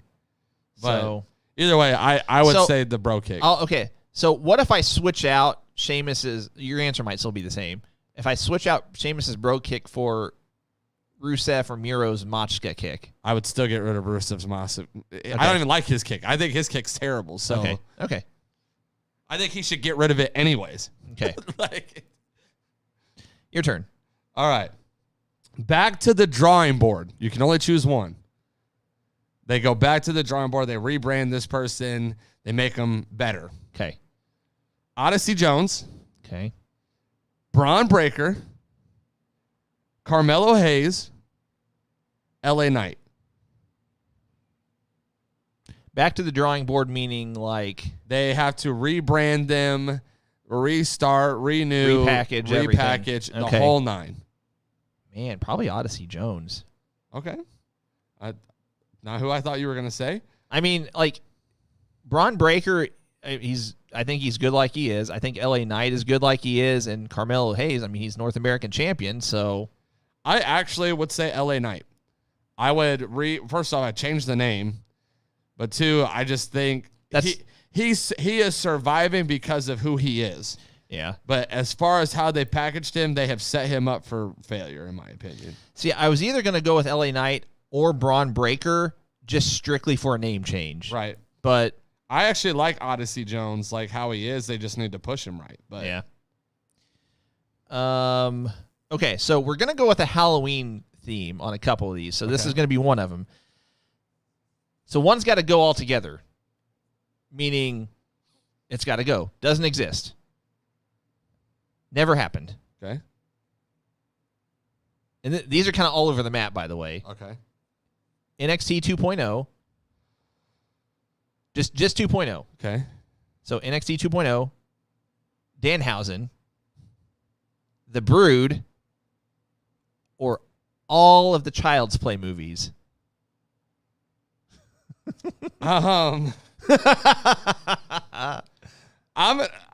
People are gonna hate me. I'm gonna say Danhausen. I don't really care. I don't care if he's he's not done anything prominent for me to be like I got to keep him. So, I actually like 2.0. So I'm not getting rid of 2.0. Man, a lot of hate on 2.0. I'm not getting rid of 2.0. I like what they're doing. It's gonna take some time for it to really build up. I would have probably said all the Child's Play movies second. That's my answer. But I could let Danhausen go pretty easy. I'm not a horror movie flick kind of guy. Neither am I, but that's how much I don't really care if Danhausen's around. I don't know. Maybe I just don't get it. Maybe I don't understand his character. I don't know.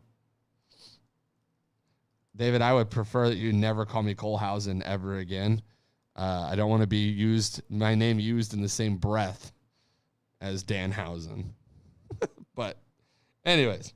All right, you ready for this one? I think this one's going to give you a tough time. Okay. One never gets pushed again. Ricochet. Cesaro.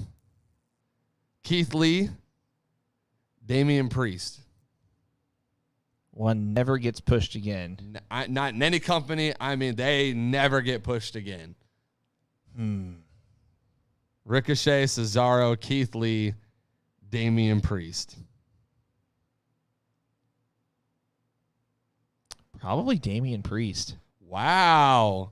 I'm shocked. I mean, go through them again. Ricochet, Cesaro, Keith Lee, Damian Priest. I'm probably going Damian Priest, honestly. All right.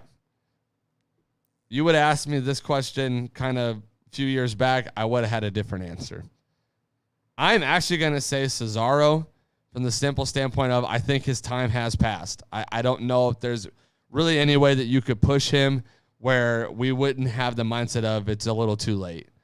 I think the other three still have that opportunity to get up and get past some of that demeanor. But Cesaro's been overlooked for so long.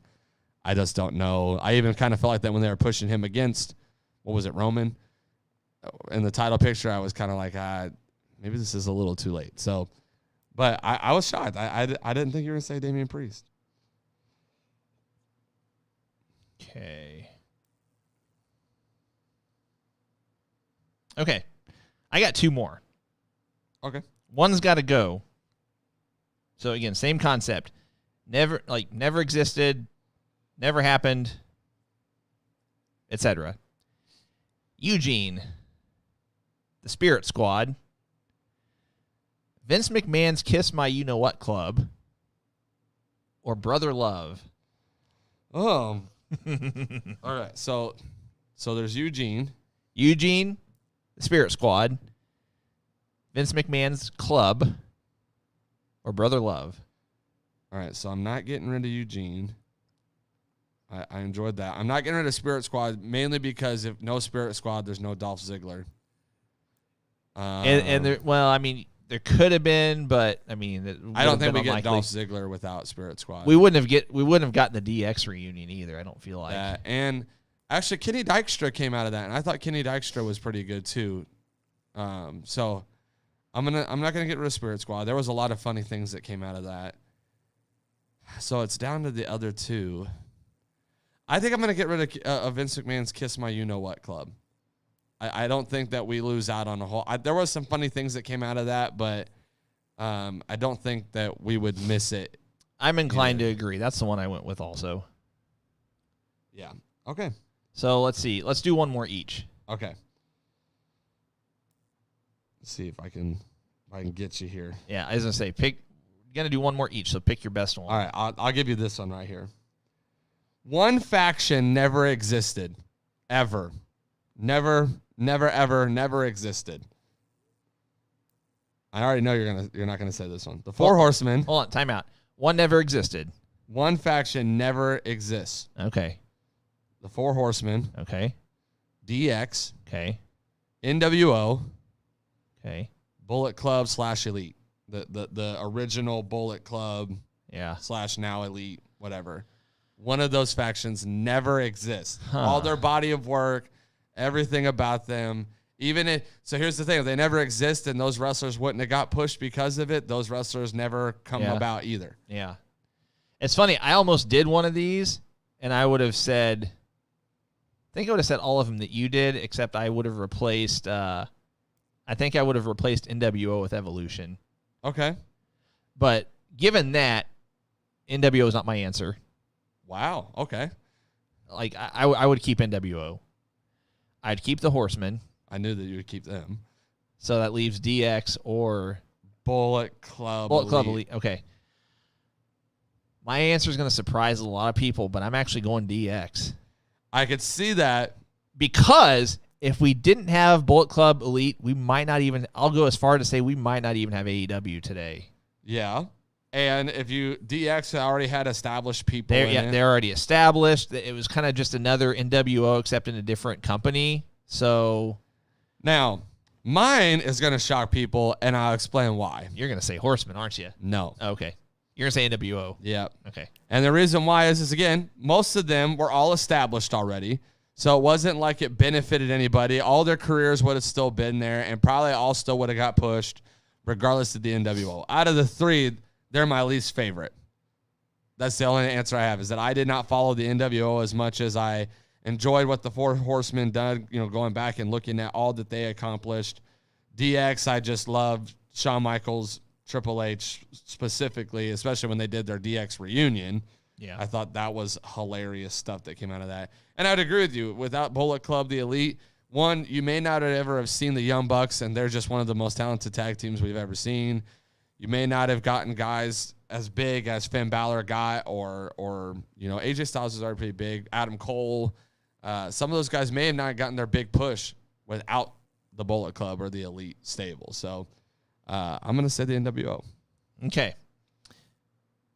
Again, we're going with the Halloween theme. So one must go. You ready for this? This is going to be riveting stuff right here. Snickers, Reese's, Kit Kat, or Twix? Snickers, Reese's, Kit Kat, or Twix? Snickers. I don't like Snickers. Wow. I think it's because of the nuts in it. But Okay. yeah, I'm not a Snickers person. The other three I could eat, but I could get rid of Snickers pretty easy. Okay. Snickers and Reese's I'd have to keep. My wife loves Reese's, so I knew I couldn't get rid of that one. You pronounce Reese's just like Jim Cornette. Does that offend you? No, it's just funny because he doesn't even say Reese's. He just says Reese. Whoa! I gotta back up real quick. He calls it a Reese bar. I just saw a comment. Chris, which one did you say is a jobber faction? Or no, he said, how do you rationally say they are a jobber faction? Who said someone's a jobber faction? I got to go back. Oh, it's your buddy Alexander Haney. Horseman was a jobber faction? What? My brain hurts.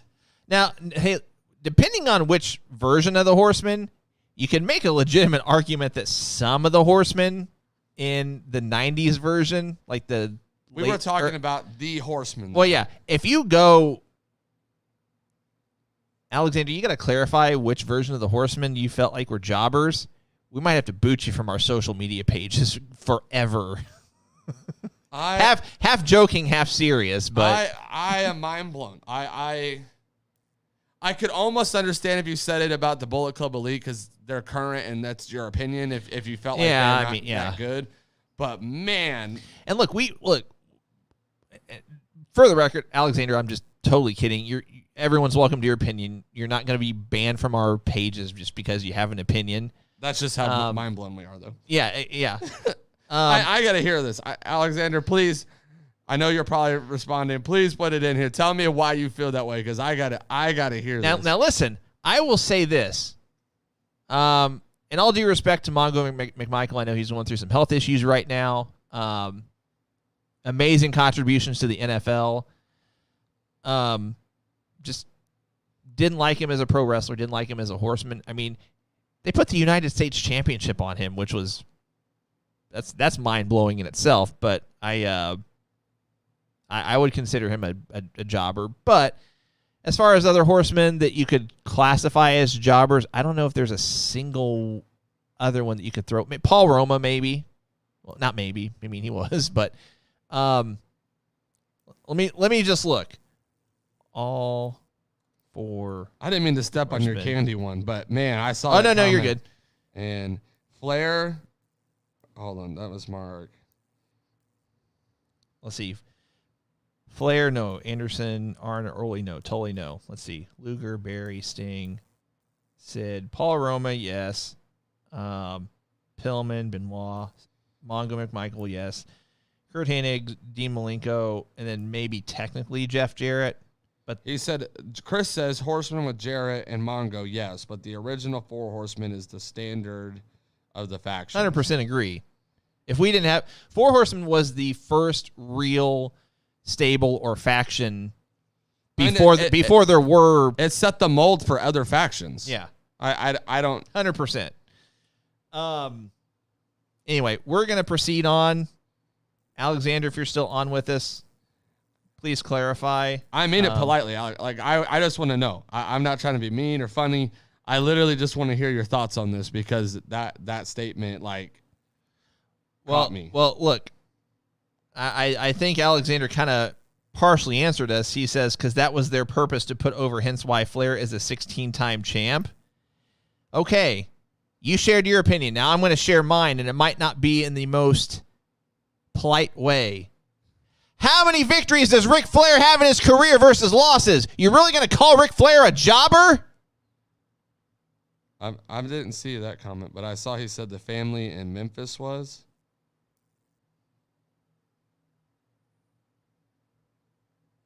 I don't know. Okay, well, I mean, you're entitled to your opinion. I'm shocked on that one. And look, this is probably the most we're going to be ever pushed to say that somebody is wrong when sharing an opinion. We're not going to do that. We're not going to do that. Everyone is welcome to their opinion. I mean, someone could point to the sky outside and say it's Well, no, because that's not an opinion. That'd be fact. I'm trying to think of something that would be like. Well, I mean, people give me hate for being a John Cena fan and me saying he's the greatest wrestler of all time because he is, or entertainer, whatever you want to call him. I don't care. But, I'll take flack on that all day long. That's my opinion. But That's what I should do to end the shows from now on. Whenever you give the crow call, I should give a woo instead of the $1 million laugh. I'm going to have to work on that. Oh, man. Jay will have to give us one in a few weeks. Okay, so we're going to wrap up the podcast here shortly. We're going to go through our... Oh, we got those on 2 different tiles. So Rampage / SmackDown preview should just be on one tile. That's all right. Alexander is saying the first family was the first faction. They were in Memphis. I mean, yeah, but Memphis was Memphis wasn't. The Horsemen were the first faction that were on a large scale as far as, being on TV and such across the country. Memphis was still very localized or very territorial at that point. So that's what I was getting at. So yeah, let's preview Rampage and SmackDown. Has there been anything announced for SmackDown yet? I'm trying to think because SmackDown... They have a nice habit of announcing stuff kind of at the end of our show. Or the day of is actually what I was going to say, but... I'm trying to think if anything was announced for this week. I'm pulling it up now. So if anything has been announced, we will know. So as of this time, it doesn't look like anything has been announced. Because I'm Googling, and so far nothing. So with that being said, watch SmackDown. If you're so inclined, watch SmackDown. Go check it out. Where, as far as the preview of it, we think that they're going to have matches on it, and that there'll probably be some promos. There'll be some wrestling. There'll be some talking, and Michael Cole and Pat McAfee will be there. And we'll I always encourage a drinking game of non-alcoholic beverages. If any time Michael Cole says, "Oh my." Yeah. I mean, I think you'll probably see some rematches of matches from last week. And yeah, and there'll be some recaps of like Crown Jewel still and yeah, so go check it out. It'll be a lot of what you've already seen, but go see it. We're not ripping on WWE I'm not. necessarily. I am saying it in such a positive way right now. It is great. Go watch it. Enjoy it. You're like our new Joe Gacy. Everything positive. We could do this in a non-violent way, okay? As far as Rampage, I will not give spoilers because these have actually already happened. I don't know the results myself either. I'm just reading off of a website here. We have Bryan Danielson against Eddie Kingston in a semifinal world title eliminator match. Which, by the way, we didn't mention this. Did you catch or maybe we did. Did we mention it last week? Lance Archer's moonsault? No, but that was nasty. Yeah, it was. I hope he's okay. Yeah, it looks like he is. He's just taking time to heal and everything, which obviously you would need to. But it kind of made me wonder if Eddie Kingston was supposed to be the winner of that match. So, true. I don't know. Dante Martin goes up against Matt Sydal. We have Britt Baker against Abaddon in a trick-or-treat no DQ match. I don't believe it's for the title. It's if Abaddon wins, she gets a title match. Okay. Is basically the stipulation. And I think that's all that's been announced so far. Well, it's Rampage, so that's 3 matches right there. It's Yeah. only an hour, so That's true. be shocked if there is another match. It's going to be like a squash match or A squash? a quick match in some way or shape or form. Let's see. I'm just reading some comments here. Is SmackDown going to be on Fox or ESPN because of the World Series? I don't know. They were on FS1 last week. I think they might be on FS1 again this week. That would make sense because I know that they just had games 1 and 2 of the World Series. I believe today would be an off day, so they'd have another game tomorrow. So I'm sure they would likely have to be on FS1 if that's the case. Just reading through some more comments. We've got a little bit of extra time here. Jeremy says SmackDown is over in your original neck of the woods in a couple weeks. Evansville, I'm guessing.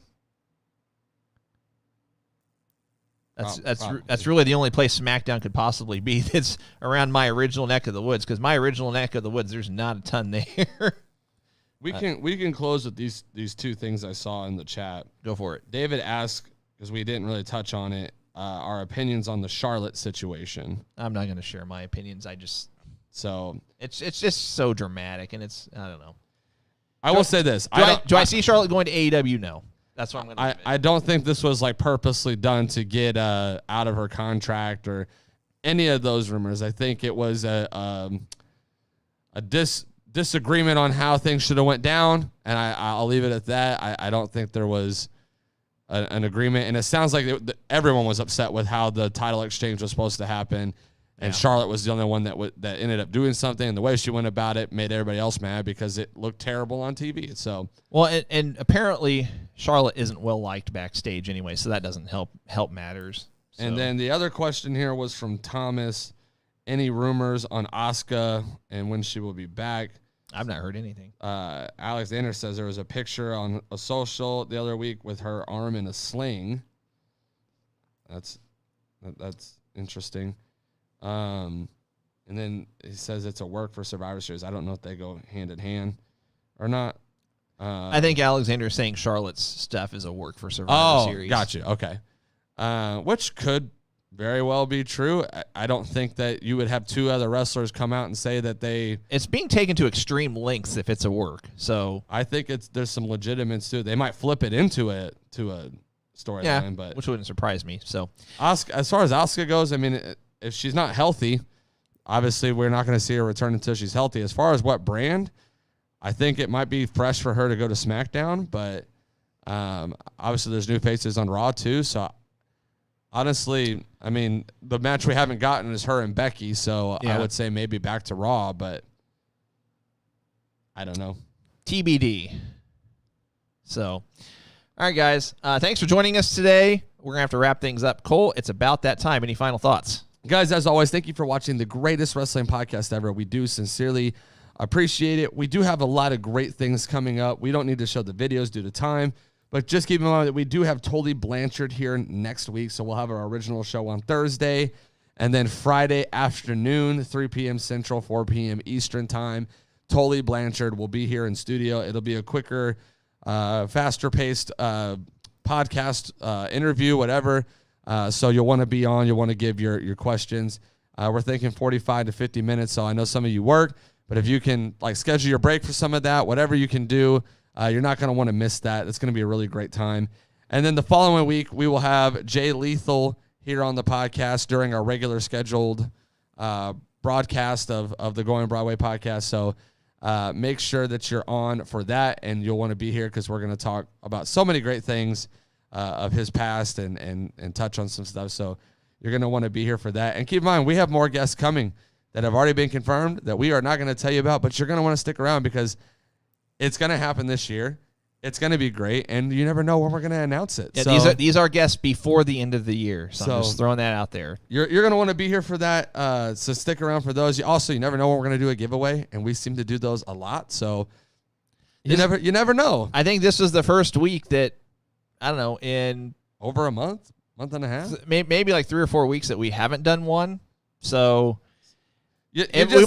we might be overdue next week. Just throwing that out there, especially since we're doing 2 shows next week. Wink, wink. You might want to join us for one or both of them, but you just never know. So, last but not least, make sure you go check out that Going Broadway podcast merch. We do have a few of them up on our website, so you can go check those out there. If you do not see the one that you'd like yet on our website, reach out to the Going Broadway podcast Facebook page, and we will get you hooked up. These are cheaper than they used to be. I believe they're $19.95 for the T-shirts. 99. Sorry, 4 pennies more. Shouldn't be a big deal. Probably not. Shouldn't be a deal breaker.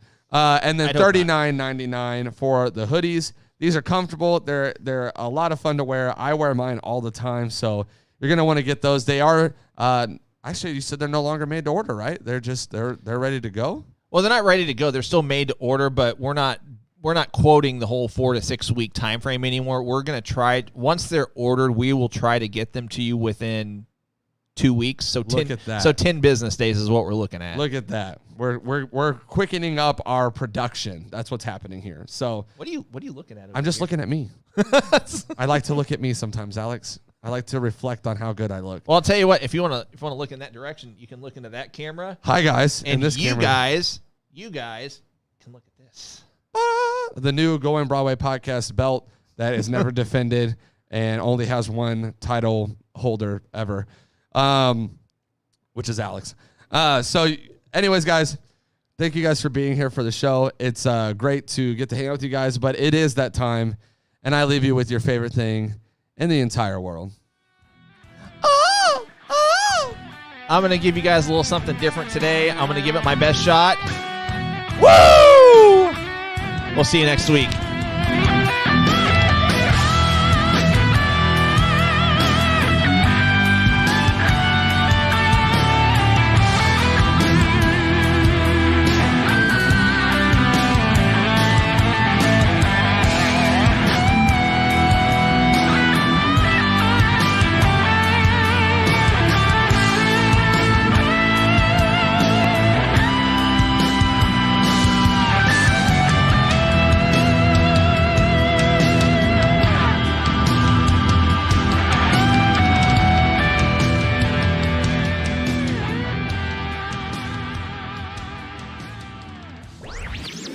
This podcast was a presentation of lightupmedia.fm.